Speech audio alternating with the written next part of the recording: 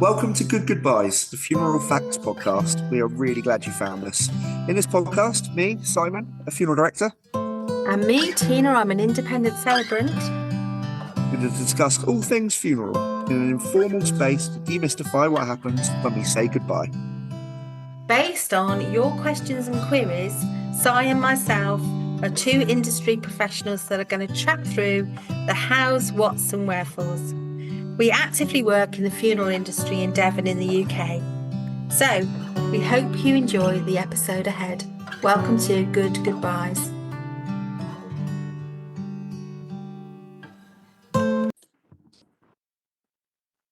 Hello, welcome to Good Goodbyes. This is Tina, and today Simon is out and about doing his funeral work, and I have a guest with me, Josie.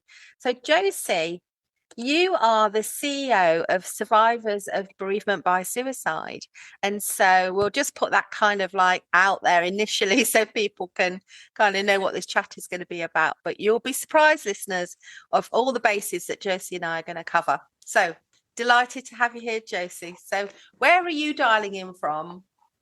Well, good morning, Tina. It's lovely to be here. I'm dialing in from Brighton. I'm actually looking at the sea.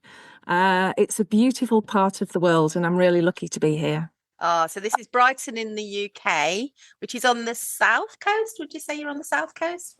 That's right. If you draw a line directly south from London, that's where we are. Yeah, perfect.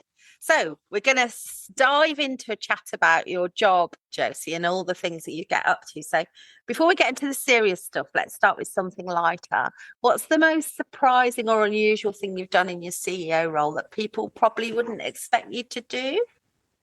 That's a great question, because everyone assumes that being a CEO, it's just about strategy and meetings. That's what I thought. But some of the most memorable moments, they're much more personal. They're so hands-on in the third sector in a charity. For example, I could be making cups of tea in village halls. I do a lot of that. And then the next day you can be interviewed by ITV. I actually was, but my interview didn't make it. And that was very surprising as well. I spend a lot of time talking to bereaved families, actually. It's our peer support group volunteers. We've got 130 of them, groups, and 600 volunteers across the UK. And they're really turning their own pain into purpose. And I think the most surprising thing is how emotionally open this role is. You can't do this job from a distance.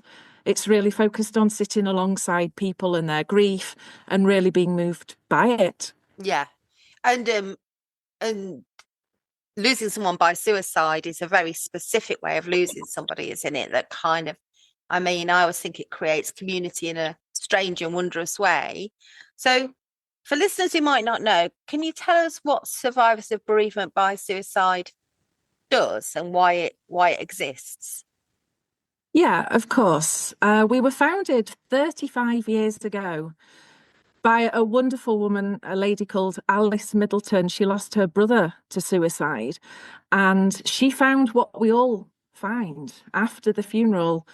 People, they say, turn that frown upside down and, let's get on with our lives. But it's difficult. Losing someone to suicide, it's a really particular kind of loss. It's very traumatic. It's often very confusing, and it's incredibly isolating. And she put an advert in the post office, and she asked if anybody else is going through this very specific kind of grief, come to my house. And again, in 1991, 20 people turned up, and we're still doing that today. That's incredible, isn't it? That through a postcard in a shop window in a post office, that you would get that many people in your living room. It's incredibly surprising, but we're still hearing that people in communities up and down the whole of the UK need that, because it's confusing and isolating. And that's what peer support is, talking about what we're experiencing with people who've lived it too. So when someone dies by suicide, it just leaves so many questions, so many emotions. And we say it's a silence that's really difficult to break. You sometimes feel like you don't really fit in because it's not the usual kind of bereavement. It's not a good goodbye. And for so many people, myself included, there was no goodbye at all. And that's why SOBs exists. That's where we come in. Yeah. It is an interesting situation because my very first funeral I ever did as a celebrant was for a family friend, and her son's partner died by her own hand, is the way that the family expressed it. So one day you've got 24-year-old going about her life, and the next day she's not there.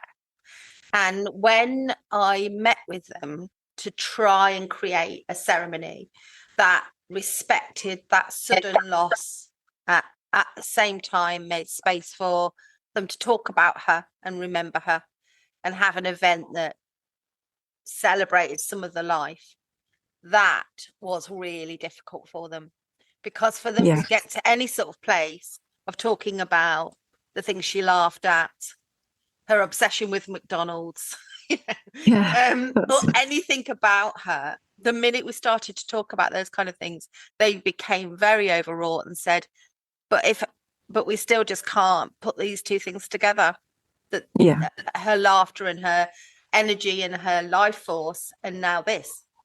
And for me as a celebrant, trying to navigate all those feelings, I think many other celebrants and ministers would say a similar thing, and to guide the family to a place where something happens that feels comforting in some way to them is complicated when it's that's very much what we find.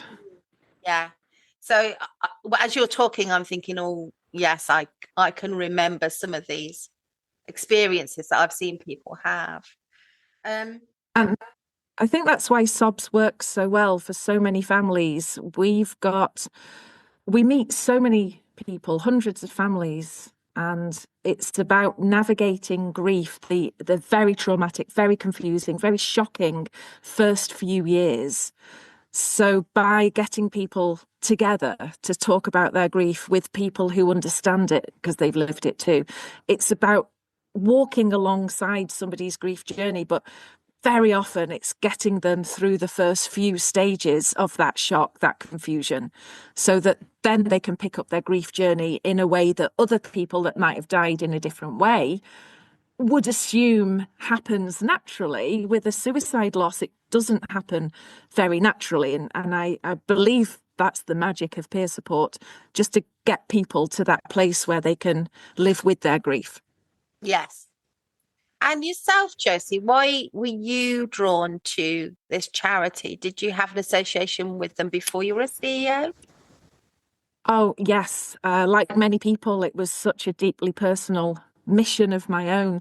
I was bereaved myself by suicide in 2017. And today, actually, it's his birthday. My fiance, Olivier, he took his own life, and we were building a life together in France. We were living abroad. And when he died, nobody was grieving in my language. I felt very isolated. I saw how little specialist support there was for anybody living abroad. And I was only in France. And I remember thinking, this shouldn't be something that people go through alone. So when I found SOBs, it really helped me to understand what I was experiencing. You don't learn about this in school. And SOBs helped me to heal. It was really the first thing I did when I came back to England. I went straight to the Brighton SOBs group. And that was 8 years ago. I became a volunteer, and the rest, as they say, is history. And when I learned about the very significant financial difficulties that SOBs was facing 2023, 2024, I actually knew how to apply 30 years of startup to scale up and scale up to performance and growth strategy. That's what I was doing in my corporate world. So I actually shocked everyone, not least myself. I literally swapped big tech for big purpose, and I joined SOBs. And yeah, I felt it was something very practical and very meaningful that I could do, not only for the charity that got me back onto my own journey of being okay, living alongside my grief, but to help everybody else, to help other people to find their feet again. I'm loving that, big tech for big purpose, because I used to work in the National Health Service for many, many years of my career, and I still have a lot of affection for it. But it reached a place when there was a bit of distance between what was happening in the NHS and my own personal values. And I moved to work for a hospice charity, and that just felt amazing, and because it's so attuned with my purpose. So I think you're right about how satisfying that can be. And today, everybody listening, it's the 22nd of October. So it's Olivia's happy birthday, Olivia, wherever you are. What are Happy you going birthday. to do? Happy birthday. So what are you going to do to sort of mark that moment then? Yeah, it is a special day. I always spend a lot of time with Olivier's family. They're in France, so we use Google, and we have a lovely day. It feels a bit like Christmas Day because there's his brother, his sister, his mum. I don't speak so much to his dad, but his mum certainly. And then, Olivier, very sadly, he had a daughter. She was 7 when he died. So there's a lot of people chatting via with my pidgin French, joyeux anniversaire, mon cœur. And then my family is on video calls, checking in with me. But another thing I like to do is go out and eat birthday cake. I really do. I buy hot chocolate with marshmallows and pieces of cake. And I am lucky. I live by the sea. I really do find a lot of strength and healing from just that rhythmical movement of the waves coming in and the waves coming out. I spend a day in quiet reflection, but also not quiet reflection. It's lovely getting together with my French family online. So it's a celebration of Olivier and his life, and he's with us. We feel him in our hearts. So it's very, spiritual as well. It's a lovely day. And a lot of people listening will be thinking either that what a great idea that is, and how that giving of space is so beautiful, and other people will be thinking, oh yeah, we do something like that. In my family, following the loss of my mum, which was unexpected but not by suicide, we do try and focus on her birthday as opposed to her death day. Although you still end up thinking about them on that other day. We try and think, oh, she would have appreciated a bit of cake, or a Welsh cake, or a scone. So we try and lean into that and just make a bit of space, as you say, just to be alongside them in a spiritual manner. So have a wonderful day once we've stopped podcasting then, when you get Thank you. So thank you. For running a national charity, it feels like it might be quite intense now you're in the CEO role, Josie. What's your go-to way to unwind at the end of the day then? Oh, being close to nature. That's a great question. I love gardening. I love the bird table. I've got a lot of birds on my bird table. I've got a pond. I've got frogs and toads. I think I've got more snails in my garden than anybody else. So I Yes, we're running a small snail farm here in Dawlish in Devon in the UK. Maybe, they holiday in both of our homes.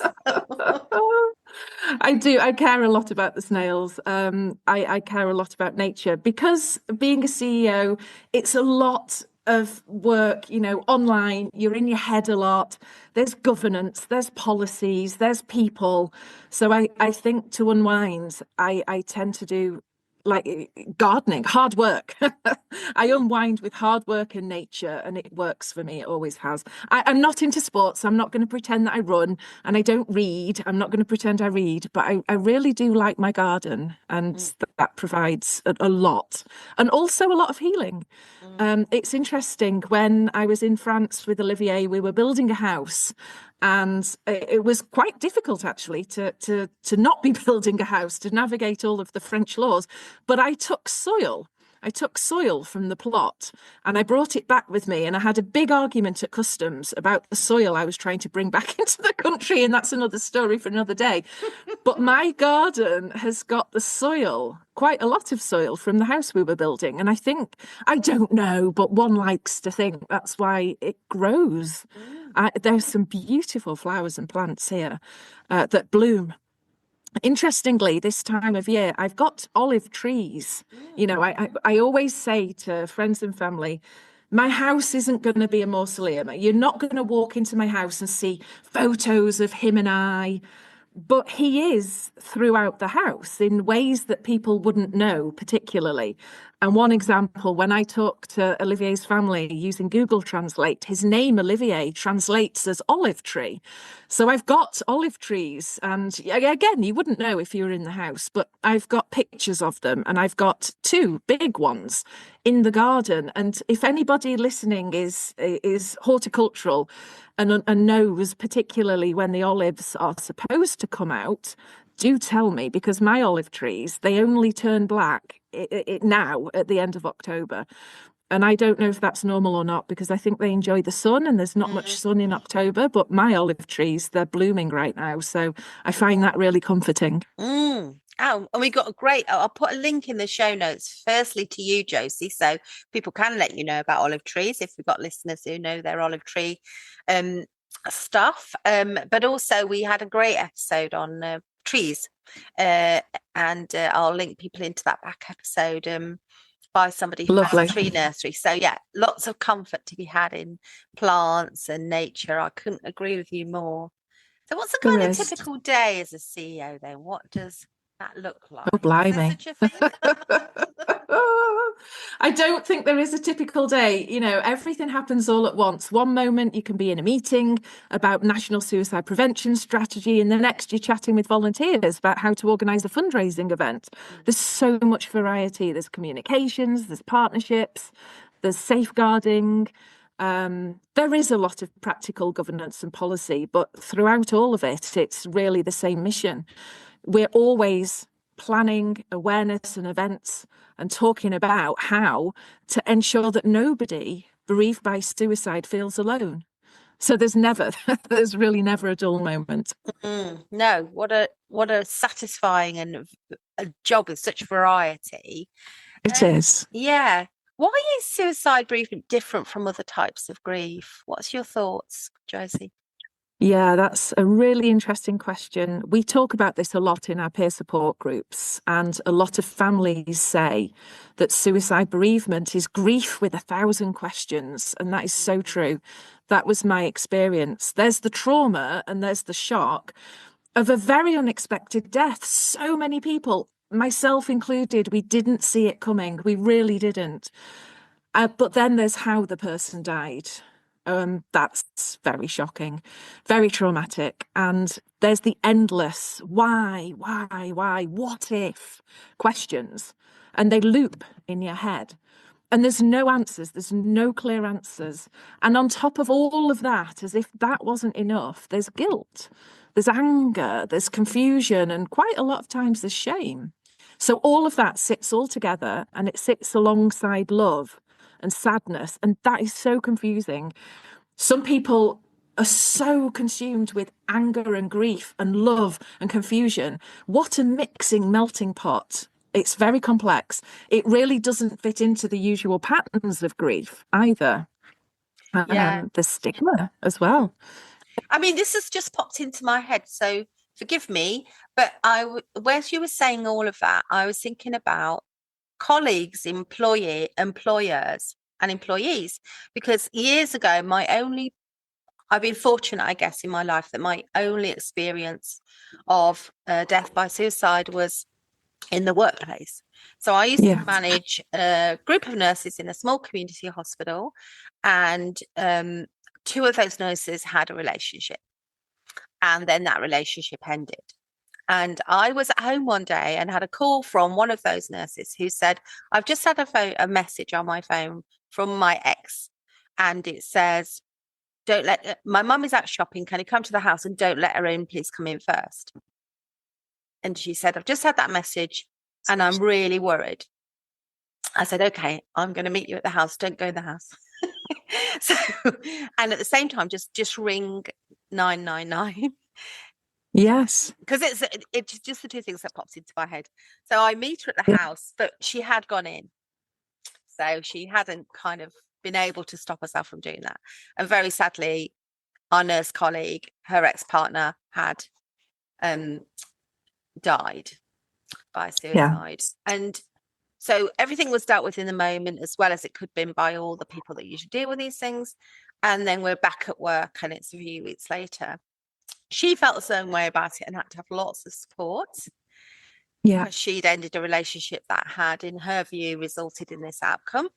And I, as a manager of people, leader, had to break this news to the team, tell the team that, you know, it's okay to talk about it, but within reason, because we're in a professional setting, but please support each other as you can. And I was a bit lost as a young leader manager. I wasn't sure if I was saying the right things. I wasn't sure if I was doing the right things. And it's such an interesting thing, isn't it? So that just popped into my head, really, because I suppose that it's a ripple in a pond, isn't it, Josie? And as the ripples go out, there are other groups who are impacted by the loss of that person. Yeah, I'm glad you mentioned that, because we do at SOBs speak about supporting people bereaved by suicide, but a huge part of what we do and our language is supporting people impacted by suicide. So you're right, colleagues in the workplace, but even on television, EastEnders and Hollyoaks, we can all be impacted by what reminds us of something we experienced or a story we heard. And even if it's a story we heard, it still impacts us. It has an emotional, psychological, and physical effect and leaves an imprint. And I'm sure listeners to your story just then, you know, it's like reading a book. It creates something in your mind. And if you think that all the cells in your body are similar to having a dream, whether it happened to you or you experienced it physically or not, the idea of it in your mind creates a reaction, a physical reaction. And SOBS does do a lot of work with organisations and companies. It's really important that we start moving through the mental health journey and experience and funding and policy so that suicide becomes a discussion in the workplace. We help people. We help HR teams, we help people managers to prepare for the call, because at some point a manager of people will either take the call from a member of their team, or somebody in HR will take a call from a manager that took a call from a member in their team that says, I can't come in today, somebody in my life has died by suicide. So what do you do? And it's not just supporting managers and workplaces to prepare for the call. It's about, how do you prepare the workplace for that person coming back? Because again, I mentioned the psychological, the physical, the emotional aspects to a loss, a suicide loss. You know, bright lights, strip lighting, that often plays havoc with people. Noise, do they need to sit somewhere more quietly? Do you have a sales team or any team that's jovial and joking and uses language that's not compassionate? Do you need to put that colleague, that person, in a different work environment? And then the impact on, maybe they're doing the school run now, and maybe they need a different shift pattern to accommodate the fact that they might be the only person parenting. And then we support workplaces and HR teams with, how do you get the person back into work? Because my experience, I never went back. My employer was incredibly large. I will not name names, but you use this employer to do your Christmas shopping. And they had nothing. They had absolutely nothing. And I never went back. And you would think that an employer of that size would have a wonderful Good Goodbye grief journey scheme. And they didn't. So we do support managers and workplaces to get the person back into a working life, because they often very much need the money. But then you mentioned the ripple effect. Sometimes there's drinking, there's drugs, there's all sorts, there's gambling. There is a ripple effect of suicide loss. And it's quite shocking what it can do to people's lives. Yeah. So thinking about like that idea of the right thing to say, people often don't know what to say. If you've got some examples of things that are actually helpful, Josie, and maybe a couple of things that aren't helpful. Yeah, I'm really pleased you brought that up. And I also want to thank you for not saying committed suicide. I really, truly want to thank you for your compassionate language when you said died by suicide. And let's start there. You know, it's such a common worry. People worry about saying the right thing. People are afraid of saying the wrong thing. And very often they end up saying nothing. And that silence is the worst thing. That's the worst thing of all. So we do talk about compassionate language at SOBs. And the truth is, you really don't need to have the perfect words. You just need to try. So I'm glad we're talking about it. So what do we say? So something sincere, something simple and sincere, like, I'm so sorry. You could say, I don't have the right words, but I'm here. I know. Or you could sorry, Josie, No, I couldn't agree anymore. I was just going to hop in and say, I always say to people, and I said this in the hospice job as well, use the name and use it quickly. Yes. So, do not be afraid to name the person who has died. So you can, yes. I'm so sorry, I heard about Tina. And yes. I don't know what to say. I've been racking my brain on the right thing to say to you. I just want you to know I'm thinking of you. Exactly as you've said, it's perfect. Just start with anything. Even I don't know what to say. It's okay. Yes. That is so perfect. I love the humanness of, I've been racking my brains and I've come up with nothing. I don't know what to say. That's so human. That's so compassionate. You could say, I can't imagine how hard this must be, but I want to understand. I'm listening.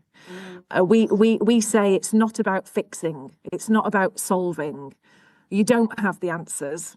So what we find is, because people don't have the answers and they don't know what to say, it prevents them from trying. So it's just about being willing to sit with someone in their pain. Yeah.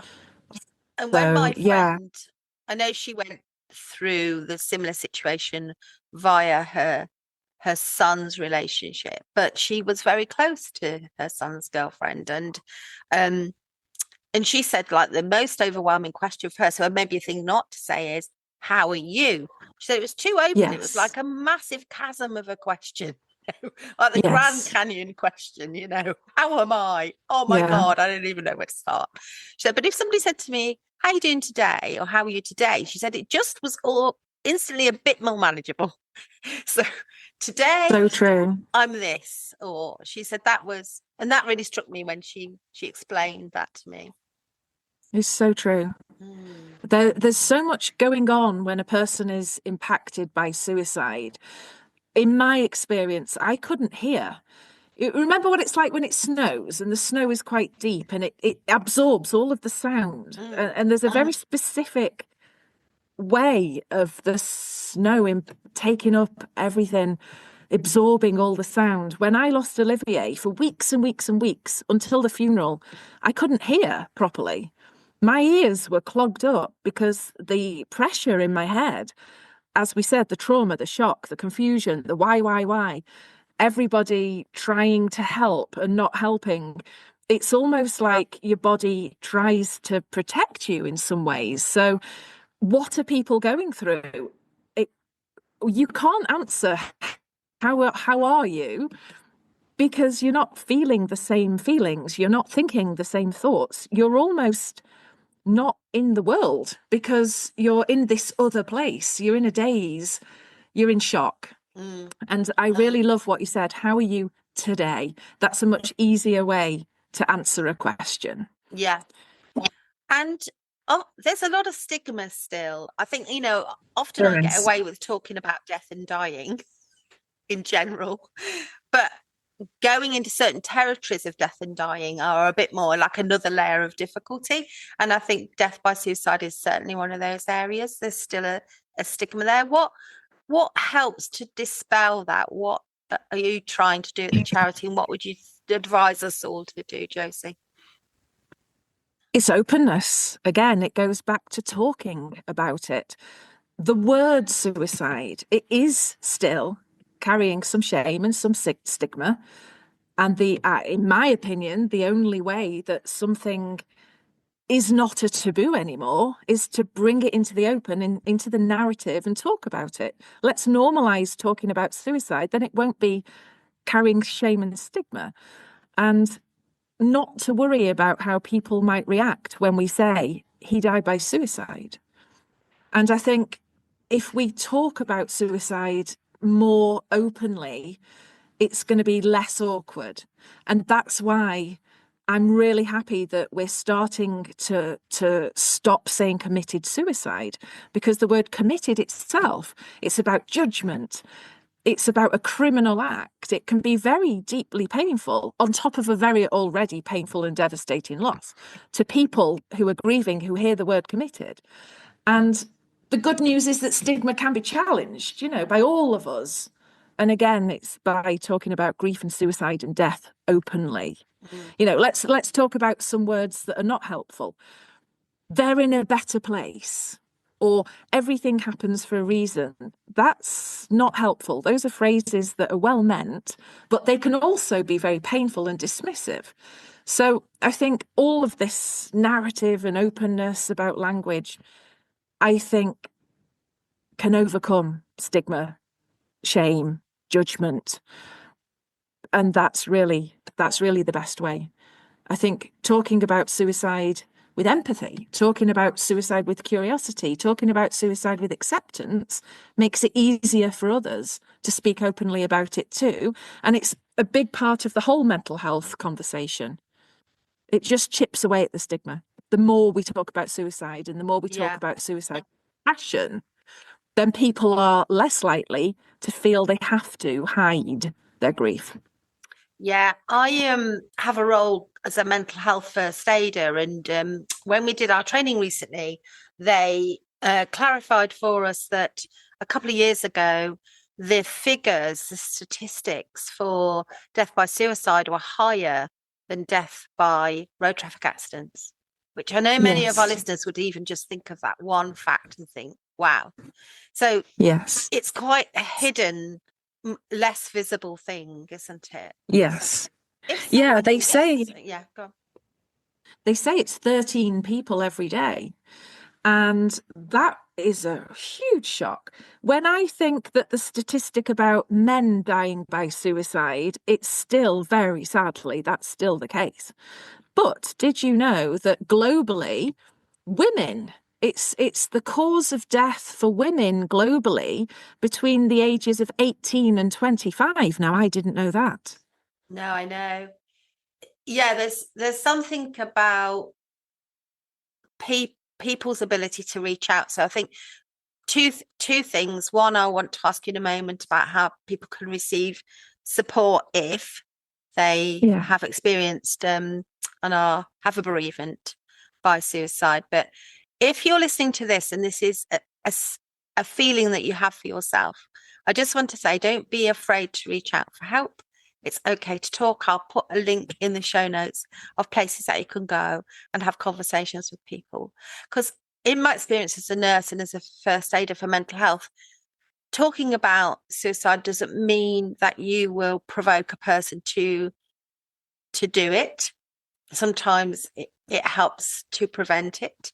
And also reaching out for help yourself is the best thing that you can ever do, because sometimes people just want not to be present in the moment they're in now, which feels very difficult for them, and they can move on from that place if they get help at the right time. So just to say that to our listeners and make space for people to think about that. So Josie, if there are people listening and they have had bereavement by suicide, what can they do as a first step if they feel they need some support? Wonderful question. Find SOBs. Google survivors of bereavement by suicide, and you can find our in-person groups. You can find our virtual groups. It's peer support. It's people who've lived it too, talking about their experiences in a very safe, very confidential space, sharing people's stories or just listening. We offer a support line. So our support line is open every day, including Saturdays, or every weekday, including Saturdays, from 9 a.m. until 7 p.m. We offer specialist groups as well. So if you want a group, a bereavement support group that's just for men or just for LGBTQ plus people, or if you're a member of the police or police families, we've got specialist peer support groups for you guys too. And we also offer discreet support via email. So we've got our SOBs email support. So find our online resources as well. And that's how we get together and just share what we've been through. Fantastic. So we'll definitely make sure that that's going to be in the show notes as well. And it'll be one click away for you all if you want to do that. So what gives you hope in the work that you do, Josie? Yeah, that's a great question. Thank you for asking that. It's the people. So every day, every single day, I see strength and I see compassion, and it's so moving. It's so fulfilling. You mentioned that, but it's also very humbling. Actually, people bereaved by suicide are 65% more at risk of self-harm and suicide ideation themselves. So when people say to me, coming to a group saved my life, that's powerful. And it reminds me, that's why we do what we do. The late nights, the long days, the struggle for funding. The hope is because it's that life-saving connection. It really can. It really did for me. It really can transform somebody's grief. So I find hope in that. It's the conversation around suicide is changing. More people are talking about this very openly, the very specific nature of this very specific kind of loss. And we're working in the community, and I love that. So yeah, we've still got a long way to go, but I can see change. And that it really does. It motivates me every single day in a way that working in the profit-driven corporate sector never did. Yeah. Brilliant. So if you could dispel one myth about bereavement by suicide, what forever, what would it be? What would you want to dispel? One myth, that talking about suicide makes it worse. It doesn't. Silence makes it worse. Yeah. Talking about it makes it worse is the myth.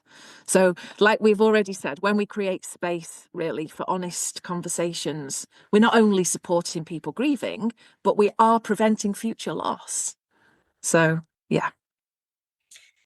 If someone's listening and it's really made them think about their own personal struggle, whether with a loss or with their own thoughts, what would you want them to hear from you now, Josie?